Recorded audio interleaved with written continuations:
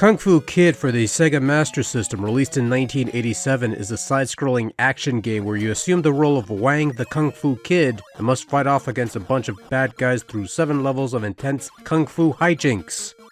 Okay, not that intense, but still a hefty challenge awaits you in Kung Fu Kid.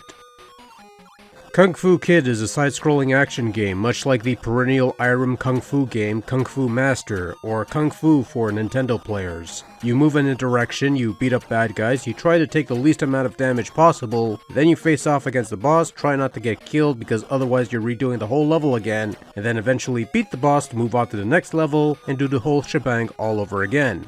Kung Fu Kid attempts to deviate things a bit by tossing in a couple of rounds with extra verticality and some bits of platforming and wall jumping. After killing some bad guys, you'll be able to pick up these talisman things that you can use as projectiles to clear the way, though they are useless against bosses. In addition, there's an additional feature where if you have 3 enemies on screen, you can have them follow you around as you make your way to the end of the stage, since only 3 enemies can appear on screen at a time. That way, no new enemies will spawn and you could just go on unabated to the end of the level. Wow, what a feature.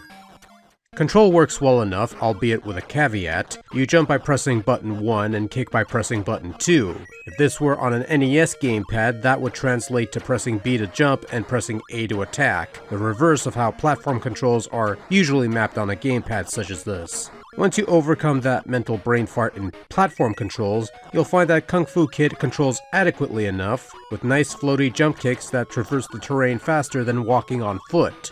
My god, what sort of black magic is this?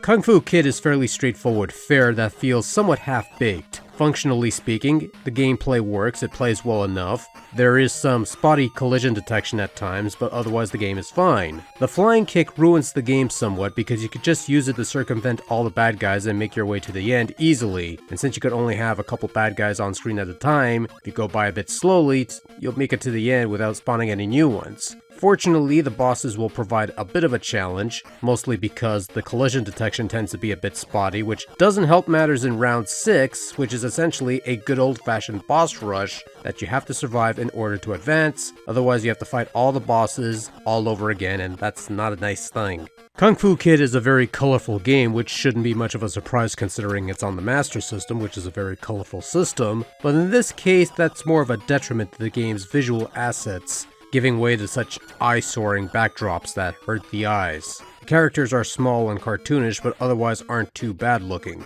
Animation and scrolling is smooth by Master System standards, but yeah, those backgrounds look alright when they're low on detail and colors. Anything more than that and you get this hodgepodge of visual diarrhea that hurts the eyes quite a bit. Kung Fu Kid sports the usual stock-sounding Master System melodies that are stock-sounding and generic.